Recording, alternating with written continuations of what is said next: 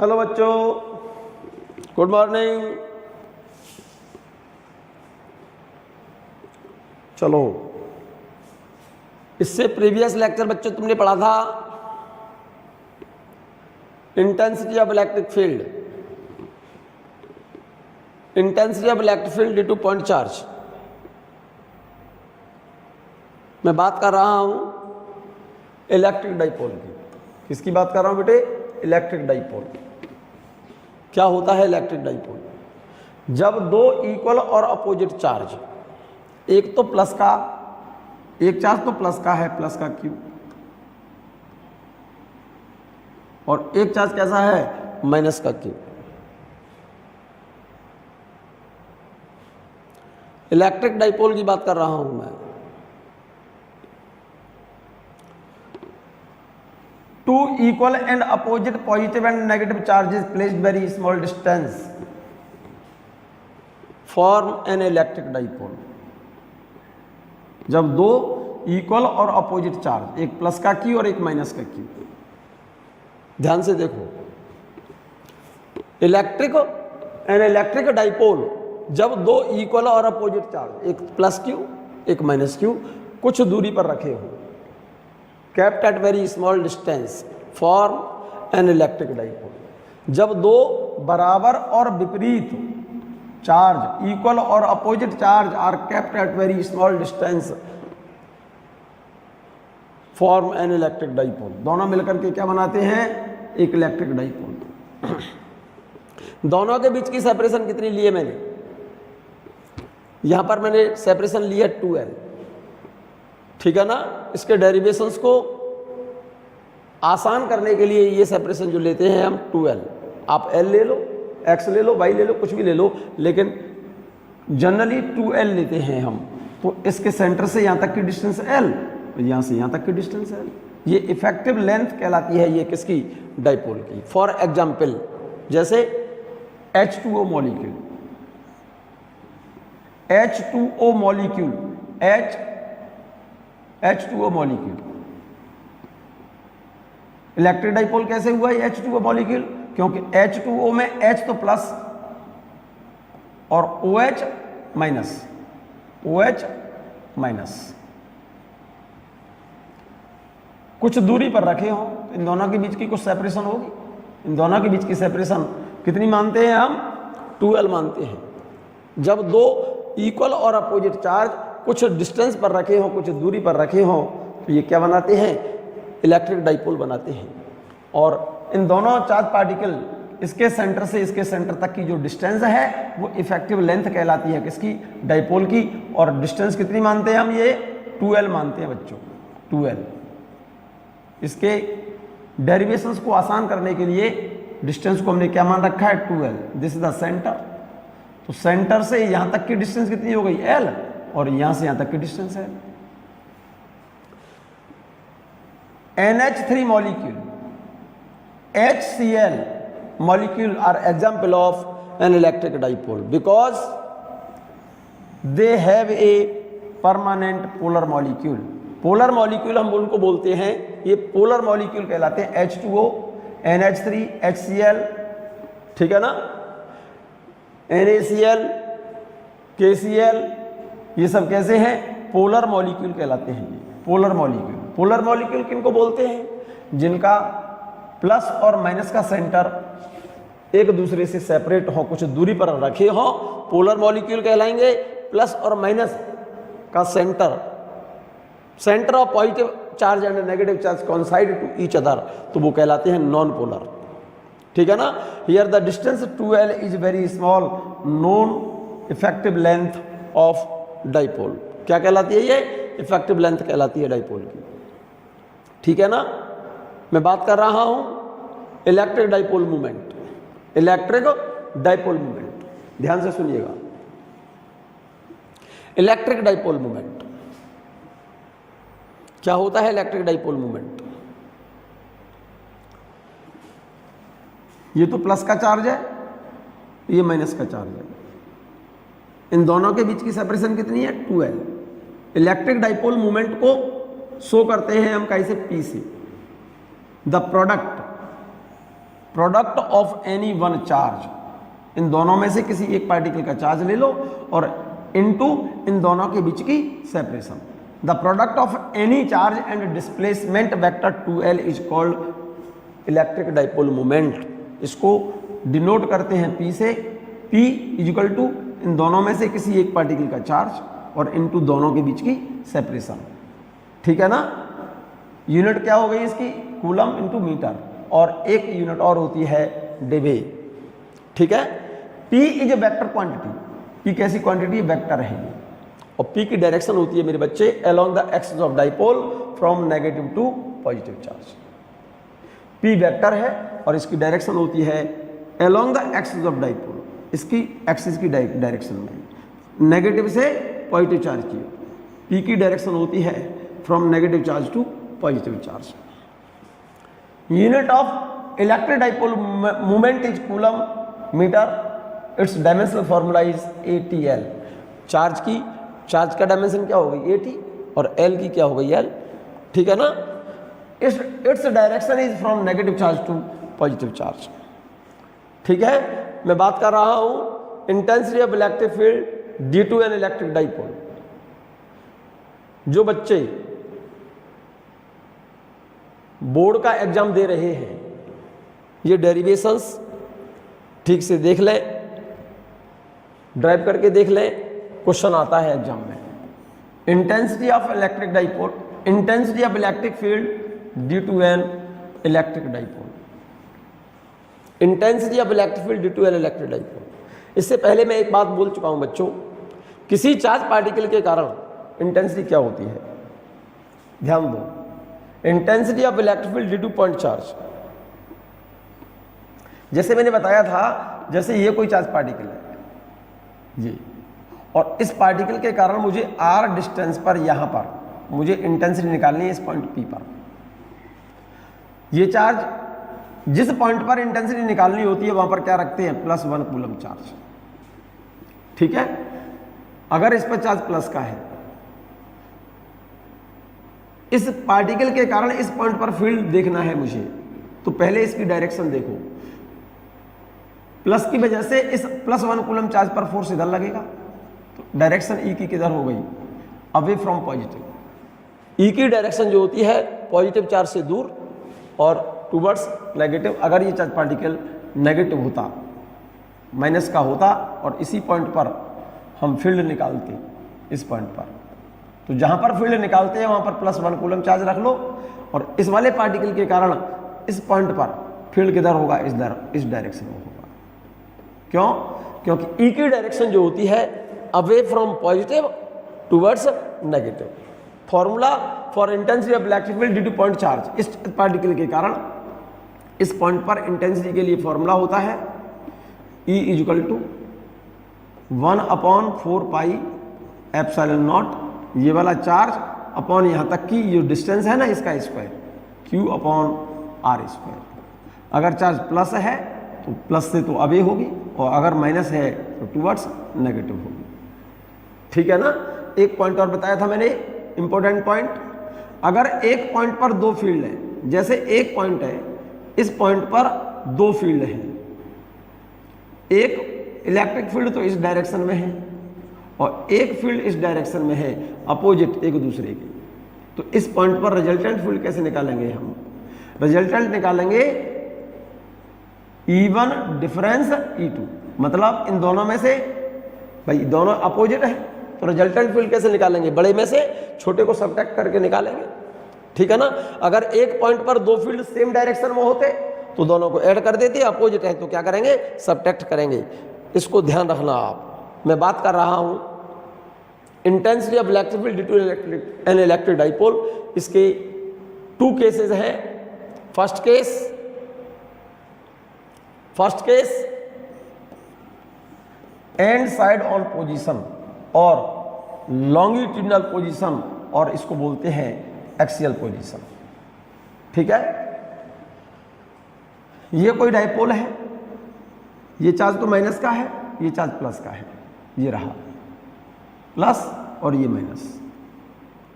इन दोनों के बीच की सेपरेशन कितनी लेते हैं हम, 2L। तो सेंटर से यहां तक की डिस्टेंस L यहाँ से यहाँ तक की डिस्टेंस l, और इस डाइपोल की एक्सियल पॉइंट का मतलब है इसकी एक्सिस पर मैंने कोई पॉइंट लिया है P, यहाँ पर इस पॉइंट की इस डाइपोल के सेंटर से डिस्टेंस r है, ये डिस्टेंस r है, ये रही। any point lying on the axis of dipole is called end side on position. Any point lying on the line joining the dipole is called axial point और longitudinal position और end side position बोलते हैं। So let us take a point P at distance r from the center of dipole where we have to find intensity of electric field. इस dipole के कारण मुझे axial position में electric field निकालना है। तो इस डाइपोल की एक्सिस के किसी पॉइंट पर, एक्सिस पर कोई पॉइंट ले लिया है मैंने P, जिस पॉइंट की इस डाइपोल के सेंटर से डिस्टेंस ली है कितनी r, इस पॉइंट पर मुझे जहां क्या करना है, मुझे इलेक्ट्रिक फील्ड निकालना है। तो जिस पॉइंट पर इलेक्ट्रिक फील्ड निकालना होता है बच्चों, वहां पर क्या रखते हैं, +1 कूलम चार्ज, +1 कूलम चार्ज। तो मेरे ख्याल से जरा गौर से देखो, इस पॉइंट पर दो फील्ड होंगे, एक तो इस प्लस के कारण होगा, इस पॉजिटिव के कारण यहां पर फील्ड इधर होगा अवे फ्रॉम पॉजिटिव, और एक होगा इस माइनस की वजह से इस पॉइंट पर इलेक्ट्रिक फील्ड इधर। एक पॉइंट पर दो फील्ड, एक तो इस प्लस के कारण निकाल लो E1 और इस माइनस के कारण निकाल लो E2, ठीक है ना। और इन एक पॉइंट पर अगर दो फील्ड अपोजिट डायरेक्शन में है तो रिजल्टेंट फील्ड निकालते हैं किसमें से, ग्रेटर में से स्मॉलर वैल्यू को सबट्रैक्ट करके। तो इस वाले पार्टिकल के कारण इस पॉइंट पर इलेक्ट्रिक फील्ड E1 ज्यादा होगा क्योंकि ये पार्टिकल इस पॉइंट के ज्यादा पास है। तो इस वाले पार्टिकल की वजह से यहां पर इलेक्ट्रिक फील्ड E1 जब निकालोगे तो मुझे यहां से यहां तक की डिस्टेंस की जरूरत पड़ेगी। ये डिस्टेंस कितनी है r, ये कितनी है l, तो यहां से यहां तक की डिस्टेंस कितनी होगी, ये वाली डिस्टेंस r माइनस l, तो ये डिस्टेंस हो जाएगी यहां से यहां तक की कितनी, r माइनस l। तो इस पार्टिकल के कारण इस पॉइंट पर इलेक्ट्रिक फील्ड E1 कितना होगा, इसकी वजह से निकाल दूंगा मैं 1/4πε0 Q अपॉन यहां से यहां तक की डिस्टेंस का स्क्वायर r माइनस l का स्क्वायर, ठीक है ना। सिमिलरली इस वाले पार्टिकल के कारण निकालो यहां पर इलेक्ट्रिक फील्ड, वो E2 होगा इस डायरेक्शन में। E2 कितना होगा, ये वाला चार्ज अपॉन 1/4πε0 इंटू ये वाला चार्ज अपॉन यहां तक की डिस्टेंस का स्क्वायर, और ये डिस्टेंस कितनी है r, ये कितनी है l, तो ये डिस्टेंस हो जाएगी r प्लस l। जरा फिर से समझो इस बात को, मुझे इलेक्ट्रिक फील्ड निकालना है डाइपोल के कारण, कौन सी पोजीशन में, एंड साइड ऑन पोजीशन, और इसको बोलते हैं लॉन्गिट्यूडिनल पोजीशन और बोलते हैं एक्सियल पोजीशन। जैसे ये कोई डाइपोल है, ये वाला, इस पर चार्ज प्लस Q, इस पर चार्ज माइनस Q, इन दोनों के बीच की सेपरेशन 2l लेते हैं। तो सेंटर से यहां तक की डिस्टेंस कितनी हो गई l, और यहां से यहां तक की डिस्टेंस l, ठीक है ना। Direction of dipole movement P की डायरेक्शन होती है माइनस वाले चार्ज से प्लस वाले चार्ज की ओर। तो देखो P की डायरेक्शन का मैंने डायरेक्शन शो की है एरो से, ये रही, from negative charge to positive charge. इस डाइपोल की, इस इलेक्ट्रिक डाइपोल की एक्सियल पोजीशन में, का मतलब इसकी एक्सिस पर कोई पॉइंट ले लें अगर हम, तो इस पोजीशन को बोलते हैं एंड साइड पोजीशन, या फिर इसको बोलते हैं लॉन्गिट्यूडिनल पोजीशन। तो इसीलिए एक पॉइंट लिखा हुआ है यहां पर, क्या,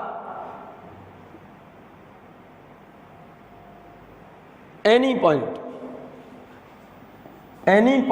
along the line joining the dipole, any point along the line joining the dipole is called axial position। इस डाइपोल की एक्सिस पर कोई पॉइंट ले लिया मैंने, any point lying on the axis of dipole is called end side position और longitudinal position और axial position. So let us take a point P, हमने इस पॉइंट पर, इस वाली एक्सिस पर कोई पॉइंट ले लिया P।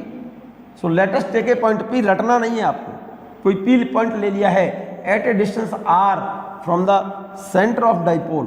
इस डाइपोल के सेंटर से हमने कोई पॉइंट P लिया है जिसकी डिस्टेंस हमने यहां से यहां तक की कितनी ली है, r, ये रही। Where we have to find intensity of electric field, जहां पर मुझे क्या निकालना है, इस डाइपोल के कारण इस पॉइंट पर इलेक्ट्रिक फील्ड निकालना है। Let us take a point P at distance r from the centre of dipole where we have to find intensity of electric field. इस पॉइंट को लिख लेंगे आप। अब इस पॉइंट पर फील्ड दो होंगे मेरे बच्चे, इस पॉइंट पर फील्ड दो होंगे। एक तो इस वाले चार्ज के कारण इस पॉइंट पर फील्ड होगा, प्लस चार्ज की वजह से इलेक्ट्रिक फील्ड किधर होता है, अवे फ्रॉम पॉजिटिव, ये पॉजिटिव चार्ज है, इसकी वजह से इस पॉइंट पर फील्ड इस डायरेक्शन में होगा। और ड्यू टू नेगेटिव चार्ज इस पॉइंट पर electric field towards negative charge होगा, इसकी वजह से तो इलेक्ट्रिक फील्ड होगा इधर और इसकी वजह से इलेक्ट्रिक फील्ड होगा इधर। अब एक पॉइंट पर अगर दो फील्ड अपोजिट डायरेक्शन में हो तो रिजल्टेंट निकालते हैं किसमें से, ग्रेटर में से स्मॉलर वैल्यू सब्ट्रैक्ट करके। तो E1 और E2, E1 किसके कारण है, प्लस के कारण, इसके कारण तो E1 है, तो इसकी वजह से यहाँ पर इलेक्ट्रिक फील्ड ज़्यादा होगा, इसकी वजह से यहाँ पर ये वाला इलेक्ट्रिक फील्ड कम होगा। तो रिजल्टेंट फील्ड जब निकालेंगे यहाँ पर इस वैल्यू, ये वैल्यू ज़्यादा है, ये वैल्यू कम है, तो रिजल्टेंट किधर आएगा, ज़्यादा की ओर आएगा। भाई ये वैल्यू ज़्यादा है E1 और ये वैल्यू कम है, तो यहाँ पर रिजल्टेंट फील्ड जो आएगा वो इस डायरेक्शन में आएगा। नेट इलेक्ट्रिक फील्ड जो आएगा along the greater electric field E1 की तरफ आएगा। रिजल्टेंट कैसे निकालेंगे, नेट E1 में से E2 को घटा देंगे, सब्ट्रैक्ट कर देंगे। तो देखो पहले मैंने इसकी वजह से इस पॉइंट पर इलेक्ट्रिक फील्ड निकाला E1, ये रहा यहाँ पर। So intensity of electric field at P due to positive charge, plus charge के कारण इलेक्ट्रिक फील्ड क्या होगा, प्लस चार्ज कौन सा है, देखो ये रहा, इसकी वजह से इस पॉइंट पर इलेक्ट्रिक फील्ड 1/4πε0 Q अपॉन यहां से यहां तक की डिस्टेंस कितनी हो गई, ये वाली डिस्टेंस, ये तो डिस्टेंस R है, ये L है, तो ये डिस्टेंस कितनी हो गई, R में से L को घटा दो तो ये डिस्टेंस निकल आएगी। तो प्लस चार्ज की वजह से इस पॉइंट पर इलेक्ट्रिक फील्ड ये आ गया। सो intensity of electric field at P due to positive charge E1 equal to 1/4πε0 Q upon R minus L का स्क्वायर। ठीक है, सिमिलरली ऐसे ही इस नेगेटिव चार्ज की वजह से निकालो इलेक्ट्रिक फील्ड, माइनस की वजह से इस पॉइंट पर इलेक्ट्रिक फील्ड किधर होगा, इधर।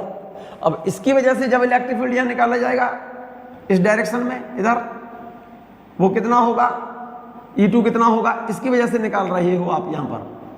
तो ये वाला चार्ज अपॉन इस डिस्टेंस का स्क्वायर, ये डिस्टेंस कितनी है R, तो ये कितनी है L, तो ये डिस्टेंस हो जाएगी यहाँ से लेकर के यहाँ तक डिस्टेंस हो गई R plus L।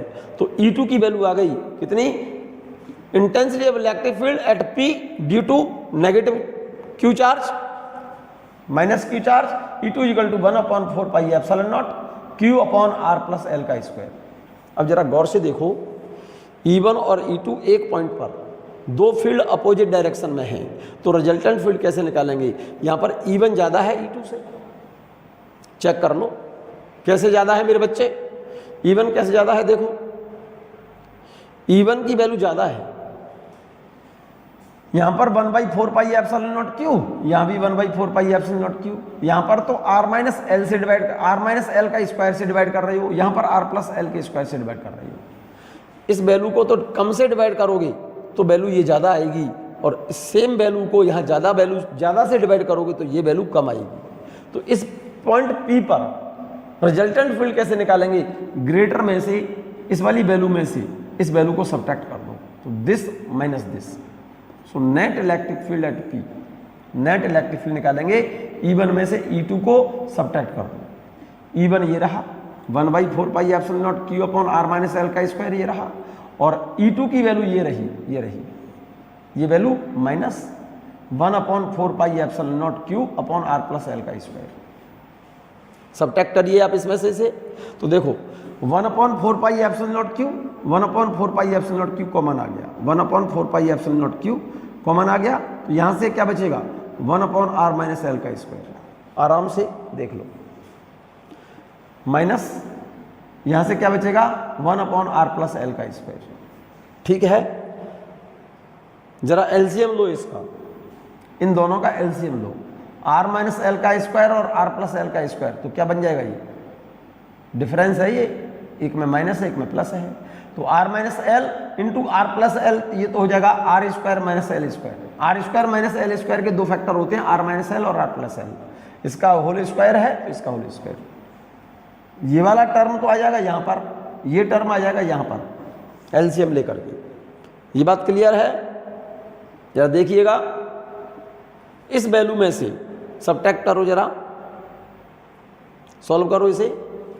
r plus l का स्क्वायर, r प्लस एल का स्क्वायर क्या हो जाएगा? R square plus L square plus 2rl minus इसका स्क्वायर खोलोगे तो r square plus L square minus 2rl, और इस माइनस को जब अंदर ले जाओगे उसके तो क्या हो जाएगा? Minus r square minus L square plus 2rl। तो आर स्क्वायर एल स्क्वायर से r square l square cancel हो जाएगा, तो क्या बचेगा? यहाँ से बचेगा 2rl, यहाँ से भी बचेगा 2rl। तो वैल्यू कितनी आ गई? 1/4 pi epsilon not Q, 1/4 pi epsilon not Q. यहाँ से बचेगा 2rl और यहाँ से बचेगा 2rl, तो 4rl upon are square minus L square का होल स्क्वायर। चेक कर लो, देखो जरा गौर से, वहाँ क्या है? इसमें से सब्ट्रैक्ट करोगे आप, इस वैल्यू में से इसको सब्ट्रैक्ट करोगे, सब्ट्रैक्ट करके देख लो। देखो R square plus L square का whole square, R square plus L square plus 2rl, minus लगा करके इसका ब्रैकेट तोड़ोगे तो माइनस ये वाला ब्रैकेट के अंदर चला जाएगा, तो क्या हो जाएगा? Minus r square minus L square plus 2rl, ठीक है ना? तो इस आर स्क्वायर से आर स्क्वायर, एल स्क्वायर से एल स्क्वायर, ऊपर कितना बचेगा? 2rl कितना बचा? 4rl।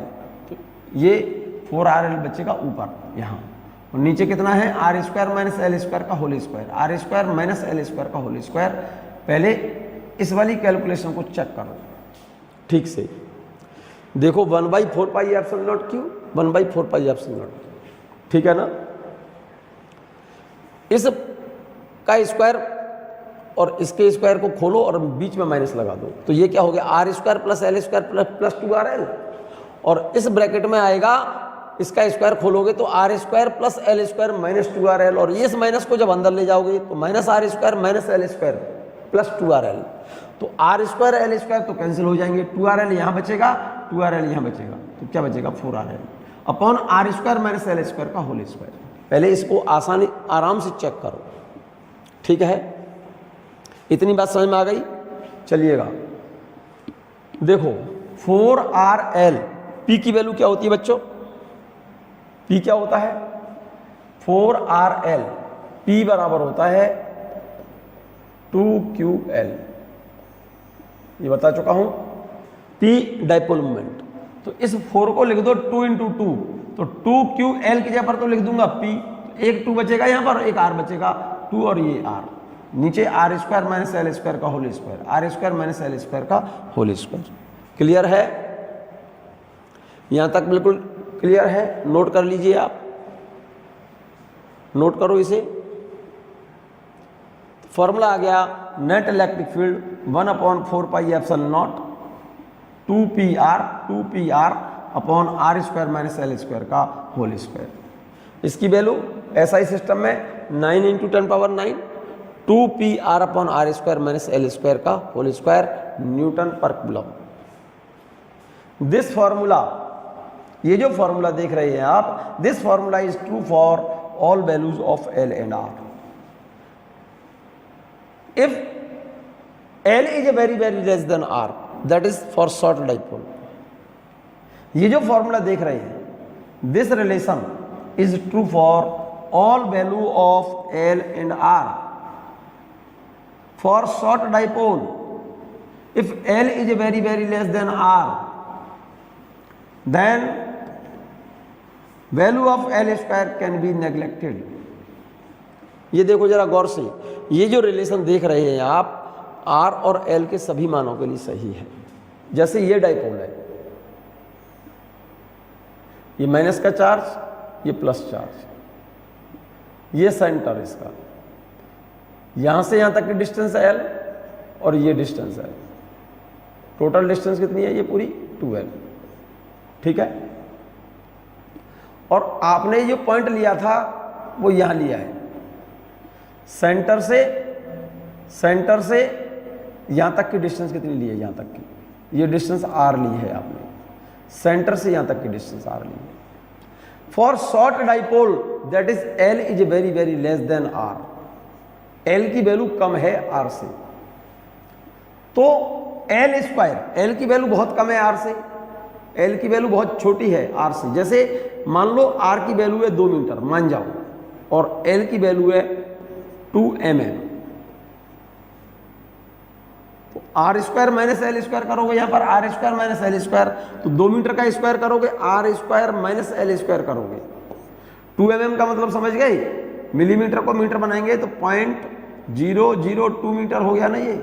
अब इसका स्क्वायर में से आर स्क्वायर कितना होगा, 2 का स्क्वायर तो हो गया 4, माइनस इसका स्क्वायर करोगे, इसमें से सब्ट्रैक्ट करोगे फिर इसका स्क्वायर करके 0.00000, 5 जीरो आएंगे ना, और 2 का स्क्वायर 4, ठीक है ना। तो इतनी बड़ी वैल्यू में से एल स्क्वायर की वैल्यू बहुत कम है, बहुत बड़ी वैल्यू में से छोटी सी वैल्यू सब्ट्रैक्ट करोगे तो कोई फर्क पड़ेगा इस पर, नहीं अंतर आएगा, इसलिए this value L square can be neglected. देखिएगा, this relation is true for all values of L and R. यहां पर देखो, चेक करो, एल का मान बहुत छोटा है आर से, ठीक है ना, तो आर की वैल्यू ज़्यादा है, इसका स्क्वायर करोगे तो ये वैल्यू और ज़्यादा हो जाएगी। ये वैल्यू बहुत छोटी है आर से, तो इसका स्क्वायर करोगे तो वैल्यू और छोटी हो जाएगी। बहुत बड़ी संख्या में से छोटी वाली संख्या घटाओगे, सब्ट्रैक्ट करोगे, तो ये जो वैल्यू है ना, इसके वैल्यू में कोई अंतर नहीं आने वाला। इसलिए एल स्क्वायर को हम क्या कर सकते हैं, नेग्लेक्ट कर सकते हैं, छोड़ सकते हैं, नेग्लिजिबल मान लो इसे। तो एल स्क्वायर को तो नेग्लिजिबल कर दिया आपने, छोड़ दिया इसको, तो इसकी जगह पर तो 0 लिख दो।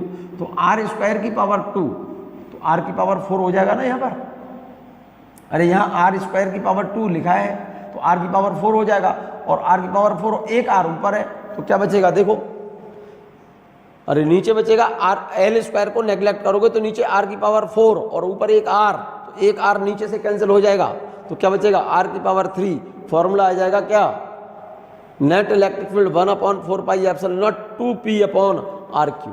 ये आर क्यू क्यों बचा, क्योंकि जैसे ही एल स्क्वायर को नेग्लेक्ट करोगे यहाँ से, तो एल स्क्वायर की जगह पर तो 0 लिख दिया, आर स्क्वायर की पावर 4 और ऊपर एक पावर है, तो एक पावर में से आर की पावर 4 में से एक पावर कम हो जाएगी, तो नीचे क्या बचेगा, ऊपर वाला आर तो कैंसिल हो जाएगा, नीचे आर की पावर 3, ऊपर वेक्टर लगाया हुआ है बच्चे, वेक्टर लगाया हुआ है। इसका मतलब क्या है, इसका मतलब ये है कि इलेक्ट्रिक फील्ड जैसे ये डाइपोल था, ये माइनस का क्यू और ये प्लस क्यू, पी की डायरेक्शन किधर है, पी इधर है, माइनस से direction of electric dipole movement P, और एंड साइड पर पॉइंट कौन सा लिया है आपने, यहां पर लिया है।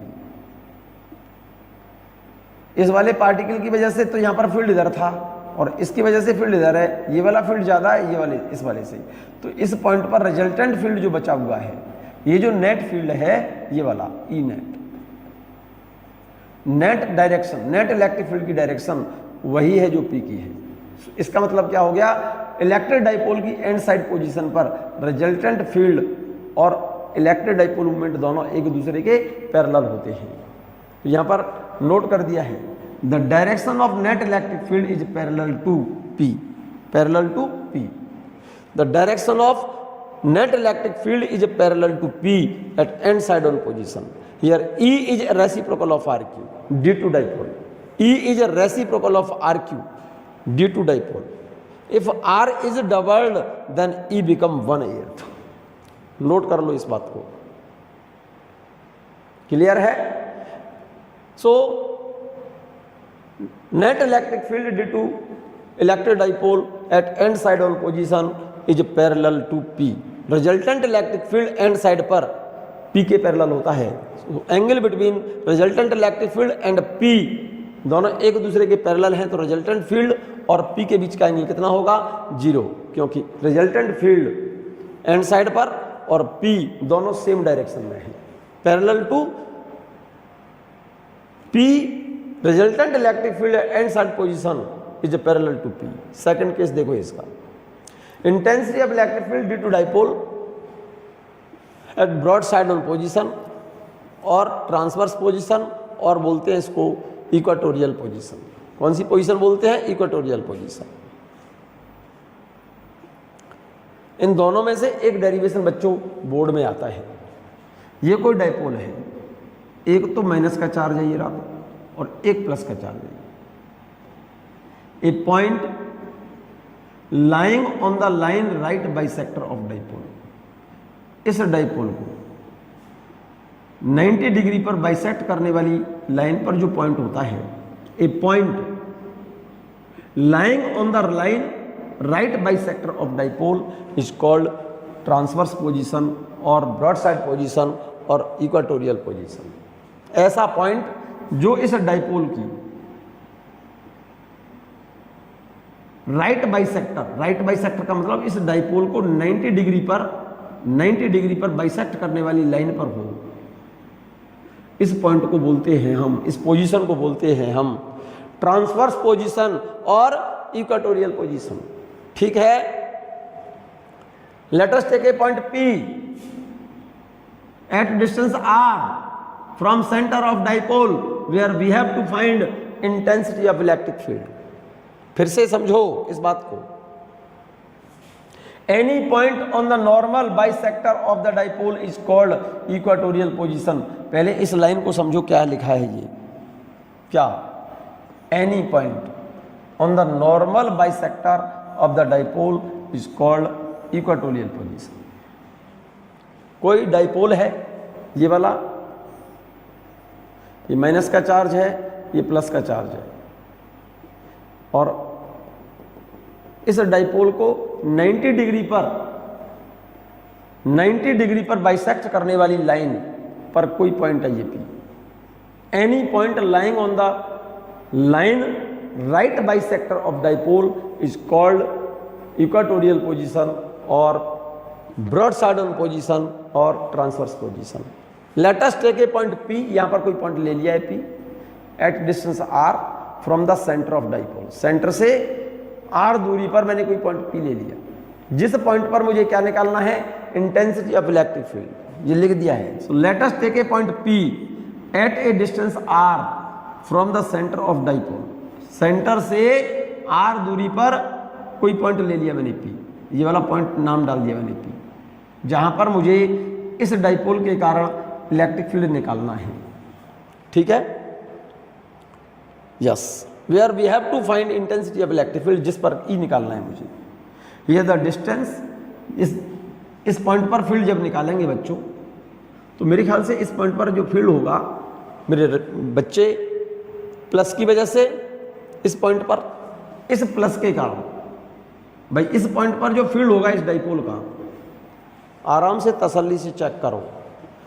E की डायरेक्शन इस प्लस की वजह से इधर होगी और इस माइनस की वजह से E की डायरेक्शन इधर होगी। अरे इस डाइपोल के कारण इस पॉइंट पर फील्ड निकालना है मुझे, तो इस पॉइंट पर फील्ड दो होंगे, एक तो इस प्लस की वजह से होगा, इस पॉइंट पर फील्ड इधर की तरफ, ये वाला E2, और एक होगा इस माइनस की वजह से, ये वाला E1 मैंने माना है ये। तो इसके कारण जब यहां पर इलेक्ट्रिक फील्ड निकालोगे आप, तो इस दूरी की जरूरत पड़ेगी आपको, इस वाली की, इस डिस्टेंस की जरूरत पड़ेगी। ये डिस्टेंस कितनी है R, और ये डिस्टेंस कितनी है L, तो ये डिस्टेंस कितनी हो जाएगी, √R² + L²। पहले ये चेक कर लो, ठीक है। अब जब इसके कारण इस पॉइंट पर इलेक्ट्रिक फील्ड निकालोगे, तो इस दूरी की जरूरत पड़ेगी यहां से यहां तक की। ये दूरी कितनी है, ये कितनी है L, और ये कितनी है R, तो ये भी डिस्टेंस कितनी होगी, √R² + L²। क्लियर है। अब इस पॉइंट पर फील्ड दो हो गए मेरे बच्चे, एक तो इस प्लस की वजह से फील्ड इधर, और एक इस माइनस की वजह से फील्ड इधर। ये वाला चार्ज अपॉन इस डिस्टेंस का स्क्वायर, तो ये फील्ड निकल आएगा। ये वाला चार्ज और अपॉन इस डिस्टेंस का स्क्वायर, तो ये फील्ड निकल आएगा ये वाला। E1 और E2 मेरे ख्याल से दोनों बराबर निकलेंगे, क्योंकि चार्ज और ये डिस्टेंस बराबर है। प्लस और माइनस से केवल हम डायरेक्शन देखते हैं, direction of electric field away from positive towards negative. देखो E1 बराबर E और E2 बराबर E। E1 कितना है, A से P तक की दूरी और B से P तक की दूरी बराबर है, ये नहीं, इसलिए लिख दिया है यहां पर, here the distance AP = BP = √A से P तक, ये डिस्टेंस ये डिस्टेंस एल है, ये डिस्टेंस आर है, तो ये डिस्टेंस कितनी हो गई, root R square plus L square. यहाँ से यहाँ तक की डिस्टेंस एल है और ये डिस्टेंस आर है, तो ये डिस्टेंस कितनी हो गई, root R square plus L square. A to P और बी टू पी डिस्टेंस बराबर है, ये डिस्टेंस बराबर है। And charges are same in magnitude, इस वाले चार्ज की वैल्यू Q और इसकी भी Q, दोनों मैग्नीट्यूड में चार्ज बराबर है, ठीक है। सो E1 बराबर E2, मतलब इसकी वजह से, इस वाले चार्ज की वजह से इलेक्ट्रिक फील्ड E1 और इसकी वजह से E2 दोनों मैग्नीट्यूड में बराबर होंगे। E1 बराबर E2 और मैंने कितना मान लिया है, इसको E मान लिया है। वैल्यू क्या होगी इसकी, फॉर्मूला लगाइए। चार्ज पार्टिकल के कारण किसी पॉइंट पर जब इलेक्ट्रिक फील्ड निकालते हैं तो उसका फॉर्मूला क्या है, 1/4 pi epsilon not charge upon यहाँ से उस पॉइंट तक की दूरी लेंगे जहाँ पर फील्ड निकालना है, इस डिस्टेंस का स्क्वायर, तो 1/4 पाई एप्सिलॉन नॉट, ये वाला चार्ज लो या ये लो Q अपॉन यहाँ से यहाँ तक की जो डिस्टेंस है उसका स्क्वायर, और इसका स्क्वायर करेंगे तो रूट हट जाएगा, ये R square plus L square पर रूट चढ़ा हुआ था ना, उसका स्क्वायर करोगे तो रूट हट जाएगा ये, ठीक है ना। जरा देखो ध्यान से, मेरे ख्याल से ये डिस्टेंस और ये डिस्टेंस बराबर है, तो इस वाली साइड के सामने का ये वाला एंगल और इस साइड के सामने का ये वाला एंगल दोनों बराबर होंगे। ये θ1 थीटा, θ2 की थीटा, मतलब ये एंगल थीटा है, ये भी थीटा है, ठीक है। तो ये एंगल पूरा कितना हुआ, ये पूरा एंगल 2 थीटा होगा, पूरा एंगल 2 थीटा हो जाएगा, ये एंगल पूरा कौन सा भाई, ये वाली साइड और ये वाली साइड बराबर है, तो इसके सामने का ये एंगल और इसके सामने का ये एंगल बराबर है, थीटा और ये थीटा 2 थीटा हो गया ना, ये वाला एंगल, ये आउटर एंगल है। आउटर एंगल की वैल्यू दोनों इंटीरियर एंगल के सम के बराबर होती है। ये कितना हो गया 2 थीटा, यहाँ पर इंटेंसिटी ये E है और ये भी E है, एक पॉइंट पर दो फील्ड इक्वल है तो दोनों का रिजल्टेंट कहाँ से जाएगा, दोनों के बीच में से जाएगा। एक काम कर लो आप, this electric field can resolve into 2 components, इस वाले इलेक्ट्रिक फील्ड को एक काम कर लो मेरे बच्चे, इस E को 2 कंपोनेंट में तोड़ लो। इस E का ये एंगल थीटा, तो इसका एक कंपोनेंट कितना हो गया E cos और दूसरा कंपोनेंट E sin। सेम इसी तरह से इस वाले इलेक्ट्रिक फील्ड को 2 कंपोनेंट में ब्रेक कर लो।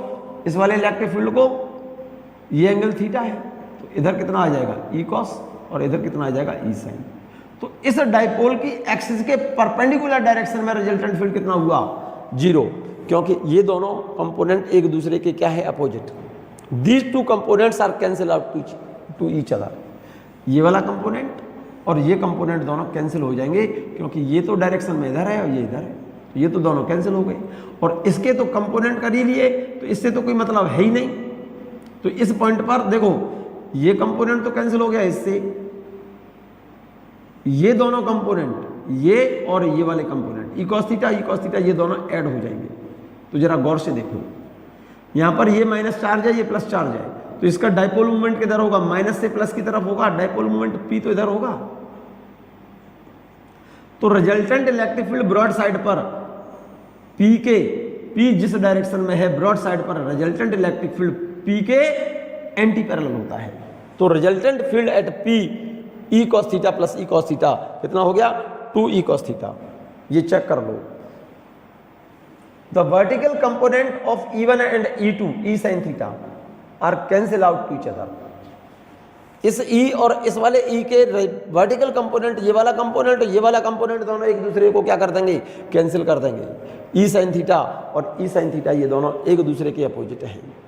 Horizontal component E cos theta दोनों का, इस वाले इलेक्ट्रिक फील्ड का horizontal component E cos theta और इस इलेक्ट्रिक फील्ड का horizontal component E cos theta, ये दोनों क्या होंगे, ऐड हो जाएंगे। ये दोनों ऐड हो गए। देखो, the vertical component of E1 and E2 means E sin theta are cancel out each other, so net electric field at P 2E cos theta. 2 ये रहा, E की वैल्यू ये रही, इस E की जगह पर ये वैल्यू रख दोगे, कितना आ गई, ये तो वैल्यू 2 और इस E की वैल्यू ये रही 1/4 pi epsilon not Q upon R square plus L square और इनटू ये क्या चीज है, cos थीटा। कॉस थीटा की वैल्यू ये जो निकाली है, ये कहाँ से निकाली है? कॉस थीटा बराबर इस ट्रायंगल से निकाल लो। देखो इससे कॉस थीटा, इस वाले एंगल को थीटा ले लो या इसको ले लो थीटा। तो इस वाले ट्रायंगल में कॉस थीटा जब निकालोगे तो कॉस थीटा बराबर क्या होगा? Base upon hypotenuse. बेस कितना है? एल, और हाइपोटेनियस कितना है? Root R square plus L square. Clear है? यहां तक ठीक है बच्चों? 2 ई की वैल्यू ये रख दी मैंने यहां से, ये वाली वैल्यू, और इस कॉस थीटा की जगह पर मैंने लिख दिया है उस ट्रायंगल से, इस वाले ट्रायंगल से एल अपॉन ये distance, L upon root R square plus L square. ये रहा L upon root R square plus L square. Root की जगह पर मैंने क्या लगा दिया है? पावर 1/2। तो देखो जरा 2QL, 2QL की जगह पर क्या लिख दूंगा? P, और 1/4 एप्सिलॉन नॉट ये रहा P अपॉन, यहां पर पावर 1 है, यहां पर 1/2, इस जगह पर पावर 1 है और यहां पर 1/2, इसकी पावर 1 और 1/2, तो पावर कितनी होगी? 3/2। ऐसा ही सिस्टम में वैल्यू 1/4 एप्सिलॉन नॉट की होती है 9 × 10⁹। So formula is comes out 9 × 10⁹ P upon are square plus L square power 3/2 newton per coulomb. This relation is true for all value of L and R for short dipole. If L is very very less than R, then L square can be neglected. अगर dipole बहुत छोटा होता, लिख दिया मैंने, ये रहा। This formula is true for all value of L and R for short dipole if L is very very less than R, then value of L square can be neglected, value of L square can be neglected. तो net electric field कितना हो गया? L square यहां से neglect कर दो, इसको neglect कर देंगे तो आर स्क्वायर की पावर 3/2, ये 2 से 2 पावर कट जाएगी तो R की पावर 3, ये रहा। तो इलेक्ट्रिक फील्ड आ जाएगा E बराबर 1/4 epsilon naught P upon RQ। यहाँ नेगेटिव साइन क्यों आ रहा है? नेगेटिव साइन का मतलब है ब्रॉड साइड पर रिजल्टेंट इलेक्ट्रिक फील्ड P के अपोजिट है। देखो यहां पर net electric field broad side position पर, ब्रॉड साइड पोजीशन पर रिजल्टेंट इलेक्ट्रिक फील्ड तो इधर है भाई, इसका और इसका दोनों का एडिशन ही तो है इधर नेट इलेक्ट्रिक फील्ड ये, और P किधर है? माइनस से प्लस की तरफ, ये माइनस का चार्ज है, ये प्लस का चार्ज है, तो P तो इधर है और नेट इलेक्ट्रिक फील्ड इधर है। नेट इलेक्ट्रिक फील्ड और P दोनों एक दूसरे के अपोजिट है, एंटी पैरेलल है, ठीक है ना? तो इसीलिए यहां पर ये माइनस का साइन आ रहा है, ये रहा, ये माइनस साइन आ रहा है, ठीक है? Here the direction of net electric field at broad side on position is anti parallel to P। Magnitude लिखेंगे तो माइनस मत लिखना, नेट इलेक्ट्रिक फील्ड यहां पर तो डायरेक्शन लिख दी है, माइनस लगा दिया है, डायरेक्शन को हटाओगे तो ये माइनस को हटा देना, तो रिजल्टेंट मैग्नीट्यूड कितना हो जाएगा? 9 × 10⁹ P अपॉन RQ। इसका मतलब ब्रॉड साइड पर इलेक्ट्रिक फील्ड एंड साइड का जस्ट आधा है, हाफ है। एंड साइड पर फॉर्मूला क्या था? ध्यान करो, एंड साइड पर फॉर्मूला क्या है? Net electric field 9 × 10⁹ 2P upon RQ, और ब्रॉड साइड पर कितना है? 9 × 10⁹ P अपॉन RQ। इसका मतलब ब्रॉड साइड ऑन पोजीशन पर electric field end side position का जस्ट क्या है? हाफ है। एक और इंपॉर्टेंट पॉइंट बच्चों, थर्ड केस इसका जो कि कॉम्पिटिटिव एग्जाम में पूछा जाता है, इस पर क्वेश्चन पूछा जाता है। At any angle theta intensity of electric field due to an electric dipole at any angle theta. किसी डाइपोल के कारण इलेक्ट्रिक फील्ड निकालना है मुझे। जैसे ये कोई डाइपोल है, ये वाला, ध्यान से सुनना, ये डाइपोल है। अगर पॉइंट आपने इधर लिया, ये तो हो गया एंड साइड, और अगर पॉइंट आप इधर लेते हैं तो ये हो गया ब्रॉड साइड। एंड साइड पर इलेक्ट्रिक फील्ड का फॉर्मूला मालूम है आपको? कितना था?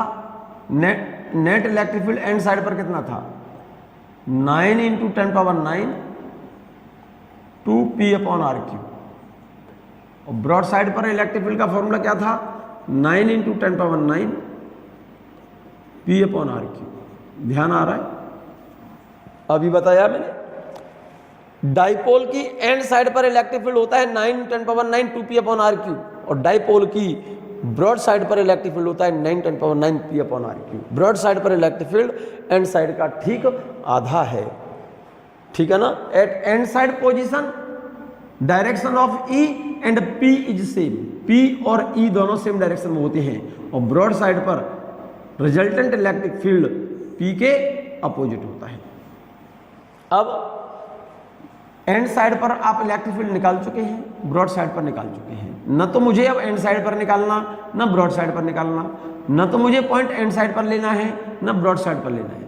मुझे इस डाइपोल की किसी डाइपोल से इस पॉइंट पर लेना है, किसी any value any angle theta. ये एंगल मैंने कितना मान लिया है, थीटा मान लिया है।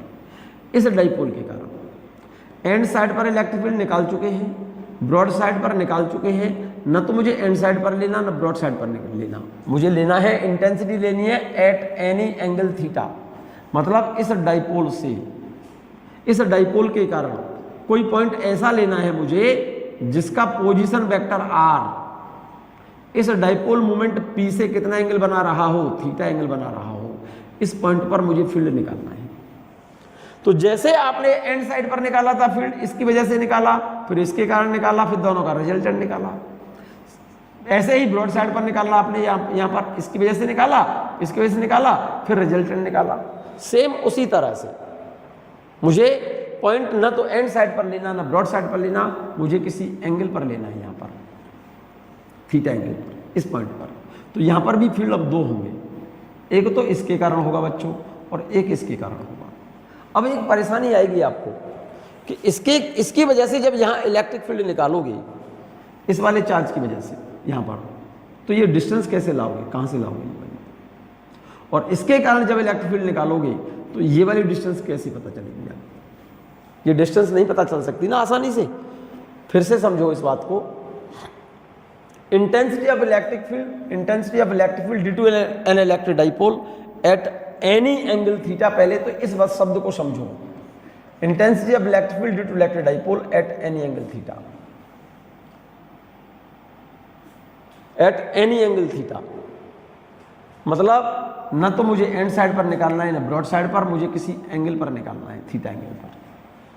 ठीक है, बोलो कैसे निकालेंगे? अब इसका मैं आपको सॉल्यूशन बता रहा हूं। देखो यहां पर देखिएगा आप, मैं अलग से यहां पर लिख रहा हूं इसे। Intensity E due to dipole, यहां लिख रहा हूं E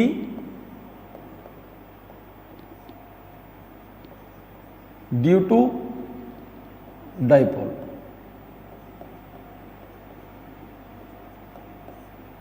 eight any angle theta, at any angle theta. ध्यान से सुनिएगा, ध्यान दो यहां पर। जैसे ये डाइपोल है,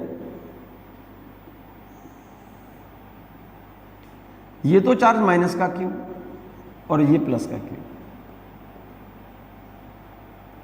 पॉइंट मैंने ना तो इस एंड साइड पर लिया, यहां पर नहीं ले रहा हूं, यहां पर निकाल चुका हूं, सेंटर ये रहा, और ना मुझे यहां लेना, ब्रॉड साइड पर नहीं लेना है, ये सेंटर है। इसका डाइपोल मोमेंट किधर होगा, इधर होगा P। एंड साइड पर इलेक्ट्रिक फील्ड जो होता है डाइपोल के कारण, एंड साइड पर अगर ये डिस्टेंस यहां से यहां तक की डिस्टेंस आपने r ली है, तो इस डाइपोल के कारण एंड साइड ऑन पोजीशन पर इलेक्ट्रिक फील्ड का फॉर्मूला 9×10⁹ 2P/r³ था। डिस्टेंस यहां से यहां तक की r है, और ब्रॉड साइड पर 9×10⁹ P/r³। अब पॉइंट न तो मैंने एंड साइड पर लिया, ना ब्रॉड साइड पर लिया, मैंने एट एनी एंगल थीटा, यहां पर मैंने कोई पॉइंट ले लिया जिसका पोजीशन वेक्टर r इस P से थीटा एंगल बना रहा है। जरा गौर से देखिए। अब इस पॉइंट पर फील्ड दो होंगे, एक तो इसके कारण होगा और एक इसके कारण होगा। अब प्रॉब्लम यह है कि इस वाले पार्टिकल की वजह से यहां पर फील्ड निकालेंगे कैसे? जब फील्ड निकालेंगे इसके कारण इस पॉइंट पर, तो मुझे इस डिस्टेंस की जरूरत पड़ेगी। वो डिस्टेंस कहां से लाऊंगा? और एक इसके कारण निकालोगे तो इस डिस्टेंस की जरूरत पड़ेगी। तो ये डिस्टेंस कैसे पता चलेगी? ये तो बहुत आसानी से नहीं निकल सकती डिस्टेंस। तो सिंपल सा तरीका बता रहा हूं मैं आपको, एक काम करो, इस डाइपोल मोमेंट P के, इस वाले P के दो कंपोनेंट कर लो आप, इस वाले के P के एक कंपोनेंट तो कर लो ये वाला, ये कंपोनेंट कौन सा हो गया, ये एंगल थीटा है ये वाला, ये कंपोनेंट कितना हो गया, ये वाला कंपोनेंट, ये P cos थीटा हो जाएगा, P cos थीटा। और एक कंपोनेंट, तो एक काम करो भाई, ये जो P है इस डाइपोल का ही तो है, ये डाइपोल मोमेंट इस डाइपोल का ही तो है, क्योंकि डाइपोल मोमेंट किसी डाइपोल का होता है। और इस डाइपोल मोमेंट P का ये कंपोनेंट कितना है, P cos थीटा, तो ये भी तो किसी इमेजिनरी डाइपोल का होगा, ये भी तो किसी डाइपोल का होगा। तो एक काम कर लो ना आप, इसको कोई इमेजिनरी डाइपोल मान लो, इसको, इस वाले इसको, भाई इस डाइपोल का डाइपोल मोमेंट P है, तो हमने क्या किया, इसके दो कंपोनेंट कर दिए, एक कंपोनेंट तो कर दिया मैंने ये वाला P cos थीटा, तो ये वाला चार्ज तो हम इमेजिनरी चार्ज मान रहे हैं प्लस Q, और ये मान रहे हैं माइनस Q। ऐसा डाइपोल मान लो ये वाला प्लस Q और ये प्लस Q और ये माइनस Q। ऐसा इसको इमेजिनरी डाइपोल मान लें जिसका डाइपोल मोमेंट कितना है, P cos थीटा। तो मेरे ख्याल से इस इमेजिनरी डाइपोल की कौन सी पोजीशन हो गई है, ये वाली पोजीशन एंड साइड पोजीशन हो गई, एंड साइड पोजीशन ही तो हो गई है। और एंड साइड पोजीशन पर रिजल्टेंट फील्ड जो होता है, एंड साइड पोजीशन पर इलेक्ट्रिक फील्ड जो होता है पैरेलल टू P, तो इस डायरेक्शन में होगा E1। तो intensity of electric field at P due to component P cos theta is E1, और E1 इज इक्वल टू कितना होगा, E1 बराबर फॉर्मूला वही है 9 × 10⁻⁹, एंड साइड पोजीशन वाला फॉर्मूला लगाऊंगा यहां से यहां तक की डिस्टेंस, ये रही R। एंड साइड भाई इस डाइपोल का ये पॉइंट एंड साइड पोजीशन पर हो गया ना, 9 × 10⁻⁹ इंटू 2P अपॉन RQ, तो 2P, P की जगह पर क्या लिखा जाएगा, P cos theta, 2P cos theta, क्योंकि ये वाला जो डाइपोल मोमेंट है P नहीं है, P cos थीटा है भाई, इसका रिजॉल्व पार्ट है P cos theta, 2P cos theta upon RQ। ये तो इलेक्ट्रिक फील्ड हो गया इस डाइपोल के इस कंपोनेंट के कारण इस पॉइंट पर। अब इस डाइपोल का एक कंपोनेंट और होगा जो इसके परपेंडिकुलर होगा, तो इसके परपेंडिकुलर कंपोनेंट ये वाला हो गया, ये वाला कह देता हूं, ये कंपोनेंट कितना हो गया, P sin थीटा। ये भी किसी इमेजिनरी डाइपोल को मान लो, इसको भी कोई इमेजिनरी डाइपोल मान लो, देखो ये माइनस का Q, माइनस Q और ये प्लस Q, चेक करो, ये माइनस Q और प्लस Q। तो मेरे ख्याल से इस डाइपोल का, जिसका डाइपोल मोमेंट कितना है, P sin थीटा है, इस वाले डाइपोल की कौन सी पोजीशन हो गई, ये ब्रॉड साइड पोजीशन। और ब्रॉड साइड पोजीशन पर इलेक्ट्रिक फील्ड जिधर P है ना उसके अपोजिट होगा, यहां पर P इधर है, अरे इस वाले इमेजिनरी डाइपोल का dipole moment P sin theta इधर है, और इस डाइपोल का कौन सी पोजीशन है, ब्रॉड साइड पोजीशन है। तो जिस डायरेक्शन में डाइपोल मोमेंट है, रिजल्टेंट फील्ड यहां पर इसके अपोजिट होगा, इसके अपोजिट होगा, ऐसे एंटी पैरेलल टू P, ठीक है क्या नहीं, इस डायरेक्शन में।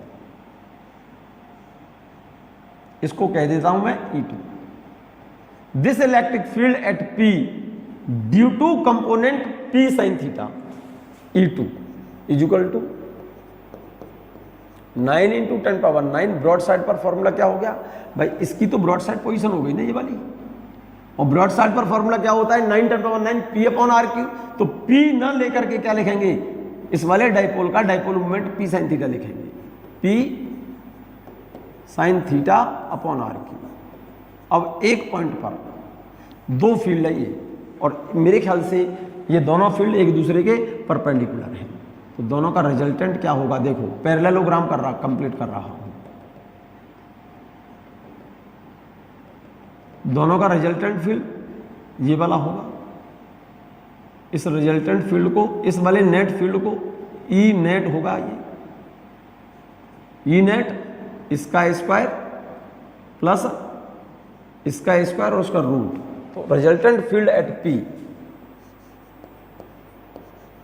Equal to root E1 square plus E2 square, E1 square plus E2 square. Clear है? और नेट इलेक्ट्रिक फील्ड जो आ रहा है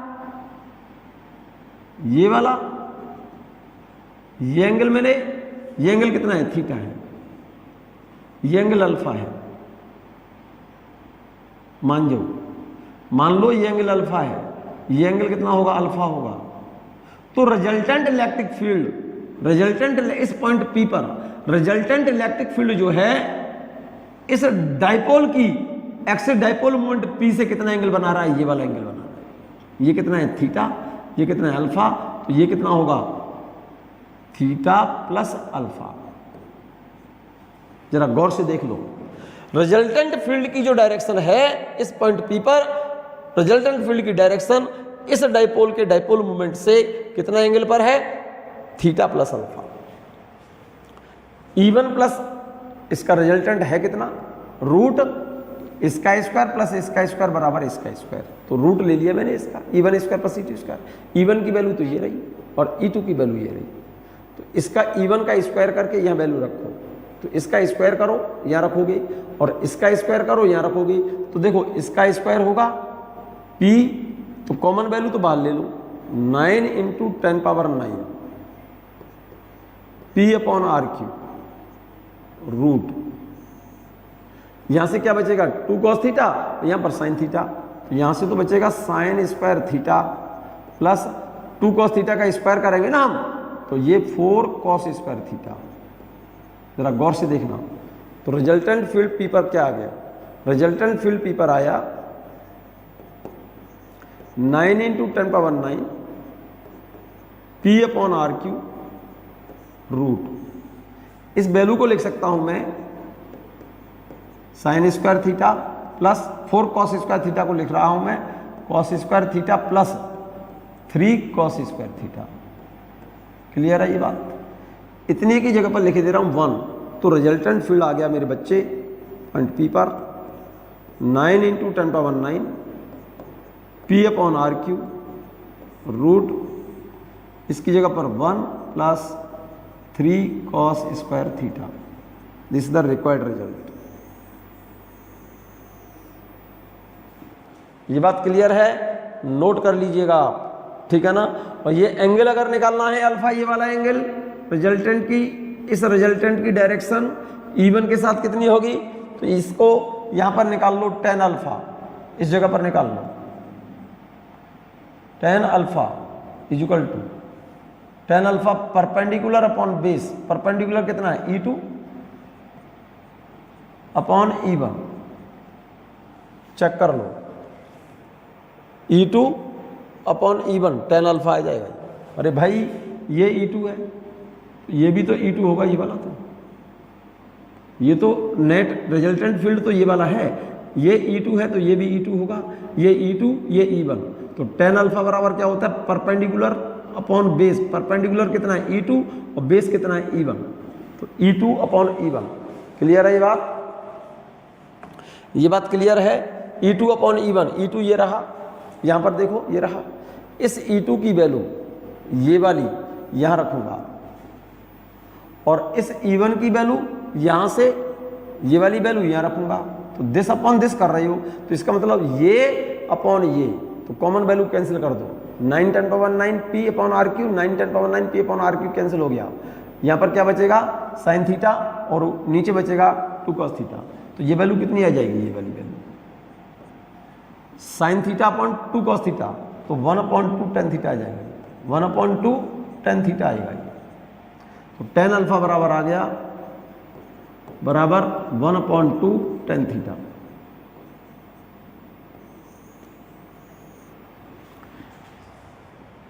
पहले इसे नोट करिए आप फास्ट, वेरी फास्ट।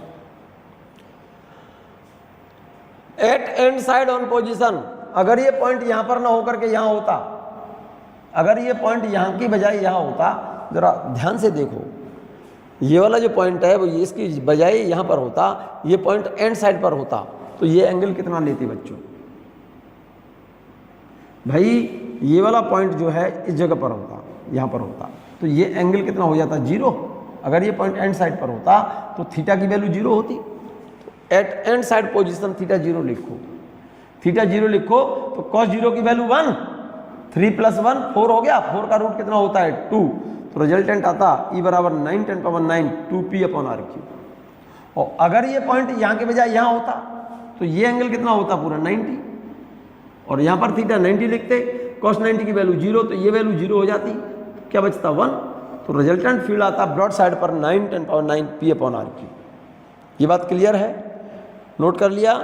चलिएगा इस बात को मैंने यहाँ पर दिखा दिया है, देखो ये रहा, देखिएगा एट एनी एंगल थीटा। इस बात को फिर से मैं रिपीट कर दे रहा हूँ, एट एनी एंगल थीटा। तो एक काम कर लो, ये डाइपोल है, इस डाइपोल मोमेंट P के दो कंपोनेंट कर लो, एक कंपोनेंट तो P cos और दूसरा कंपोनेंट P sin। ये एक ऐसा इमेजिनरी डाइपोल हो गया, ये वाला जिसका डाइपोल मोमेंट कितना है P cos थीटा। तो इस डाइपोल की ये कौन सी पोजीशन हो गई, इस वाले डाइपोल की एंड साइड पोजीशन हो गई। तो इस जगह पर एंड साइड पर इलेक्ट्रिक फील्ड E1 की वैल्यू कितनी होगी, E at P due to component कौन सा P cos theta, end side position बोलेंगे इसे। तो एंड साइड पोजीशन पर इलेक्ट्रिक फील्ड E1 की वैल्यू कितनी हो गई 1/4πε0 2p/r³ होता है। तो P ना लिख करके P cos थीटा लिखेंगे, 2p cos θ/r³। ये समझ में आ गया होगा। अब इस डाइपोल का एक कंपोनेंट तो P cos थीटा ये रहा और एक कंपोनेंट P sin थीटा ये रहा।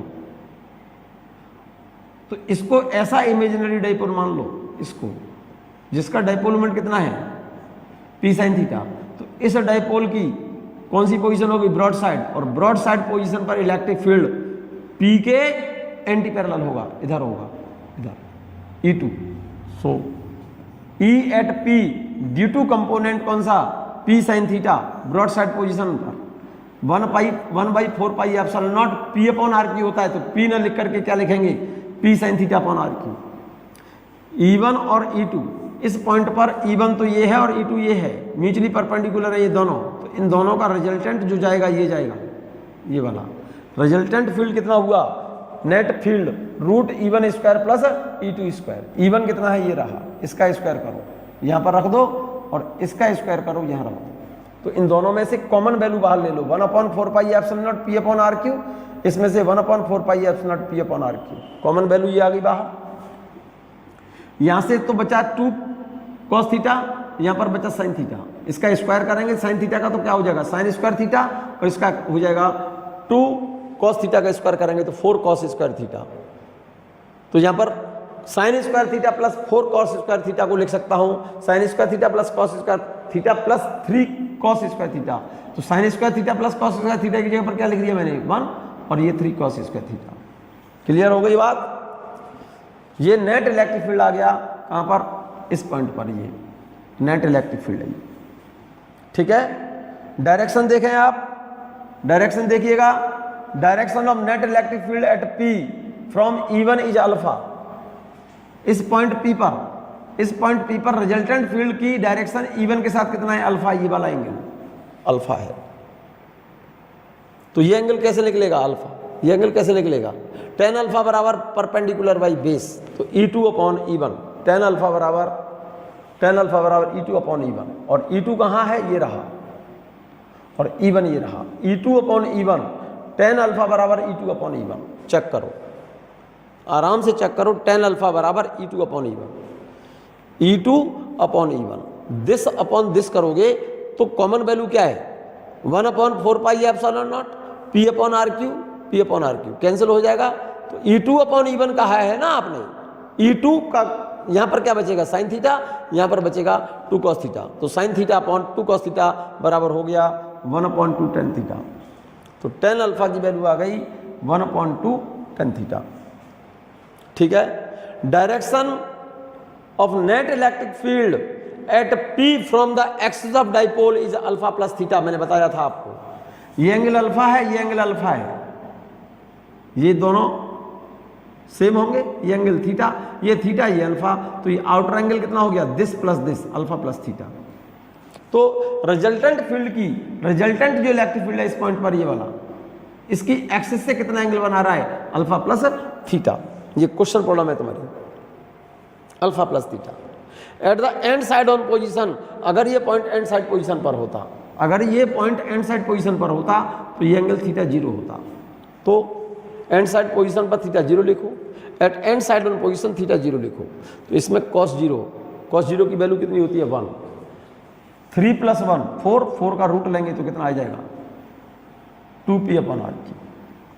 Eight broad side on position theta कितना होगा 90, और यहाँ पर 90 लिखोगे तो cos 90 की वैल्यू 0, तो यहाँ पर क्या बचेगा 1, तो 1/4πε0 1/4πε0p/r।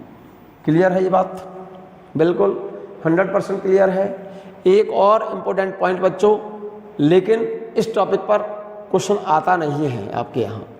ये 2 केस लिखे हैं, force between 2 electric dipole, force between 2 electric dipole. Force note कर लें आप इस टॉपिक को, force between 2 electric dipole. 2 condition है इसकी। फर्स्ट केस कोएक्सियल, मतलब दोनों का एक्सिस एक ही हो। पहले फिगर बनाइए ठीक से। एक डाइपोल ये रहा, ये वाला चार्ज -q और ये +q, तो इसका डाइपोल मोमेंट तो इधर हो गया। और एक डाइपोल ये रहा, ये वाला कोएक्सियल कह रहा है, कोएक्सियल कह रहा है। कोएक्सियल का मतलब दोनों की एक्सिस सेम है। अरे भाई एक डाइपोल ये रहा, एक डाइपोल ये रहा, तो दोनों की एक्सिस तो एक ही हो गई ना, कोएक्सियल। और सेंटर टू सेंटर डिस्टेंस, इस डाइपोल के सेंटर से इस डाइपोल के सेंटर तक की डिस्टेंस, ये फिगर देख लो ठीक से, centre to centre distance r है। ये डाइपोल मोमेंट P1 और ये डाइपोल मोमेंट P2, ये रहा। क्योंकि P की डायरेक्शन होती है माइनस से प्लस की ओर, इसका जो P होगा इसके माइनस से इसके प्लस की ओर। P1 और P2 एक दूसरे के पैरेलल हैं। तब इस वाले डाइपोल और इस डाइपोल के बीच लगने वाले फोर्स के लिए फॉर्मूला लर्न कर लो। ये आपके सिलेबस में नहीं है, लेकिन कॉम्पिटिटिव एग्जाम में इसका क्वेश्चन पूछ लिया जाता है। F = 9 × 10⁹ 6 P1 P2/r⁴। ये r⁴ r है, ये डिस्टेंस। इन दोनों डाइपोल, जब कोएक्सियल का मतलब दोनों की एक्सिस एक ही हो, तब इन दोनों डाइपोल के बीच में लगने वाले फोर्स के लिए रिलेशन है 9 × 10⁹ 6 P1 P2/r⁴ न्यूटन। और जब परपेंडिकुलर है एक दूसरे के, परपेंडिकुलर का मतलब जैसे एक डाइपोल ये रहा माइनस का और ये प्लस का, और ये वाले डाइपोल इस डाइपोल के परपेंडिकुलर है। चेक करो, देखो ठीक से, ये -q, ये +q। भाई ये डाइपोल तो इस तरह से है और ये डाइपोल ऐसे है। ये डाइपोल और ये डाइपोल एक दूसरे के परपेंडिकुलर है, और इस डाइपोल के सेंटर से इस डाइपोल के सेंटर तक की दूरी कितनी है, r है। ये दोनों डाइपोल एक दूसरे के परपेंडिकुलर हैं। तो इस डाइपोल और इस डाइपोल के बीच में लगने वाले फोर्स के लिए रिलेशन होगा 9 × 10⁹ 3 P1 P2/r⁴। ये वाला जो फोर्स है इस वाले फोर्स का आधा है। सिंपल सी बात है, होना भी चाहिए। क्यों? मेरे ख्याल से इस वाले डाइपोल का ये पॉइंट ब्रॉड साइड पोजीशन हो गया, और इस डाइपोल की ब्रॉड साइड पोजीशन पर इलेक्ट्रिक फील्ड एंड साइड का आधा होता है, तो फोर्स भी यहाँ पर आधा होगा। ठीक है, जब एक ही एक्सिस पर है, कोएक्सियल है, दोनों की एक्सिस एक ही है, दोनों की direct dipole movement same direction में है, तो फोर्स के लिए रिलेशन ये रहा 9 × 10⁹ 6 P1 P2/r⁴। सेम डायरेक्शन में P है, तो क्या होगा, अट्रैक्शन या रिपल्सन। P सेम डायरेक्शन में है तो अट्रैक्शन होगा, और P अगर अपोजिट डायरेक्शन में है तो रिपल्सन होगा। बस इतना फर्क है। परपेंडिकुलर टू ईच अदर, अगर दोनों डाइपोल एक दूसरे के परपेंडिकुलर हैं, तब इन दोनों डाइपोल के बीच में लगने वाले फोर्स के लिए फॉर्मूला कोएक्सियल की कंडीशन में लगने वाले फोर्स से जस्ट आधा है। यहाँ पर 6 P1 P2/r⁴ है, यहाँ पर 3 P1 P2/r⁴ है। क्लियर है? इससे आगे का लेक्चर बच्चों नेक्स्ट वीडियो में बताएंगे आपको।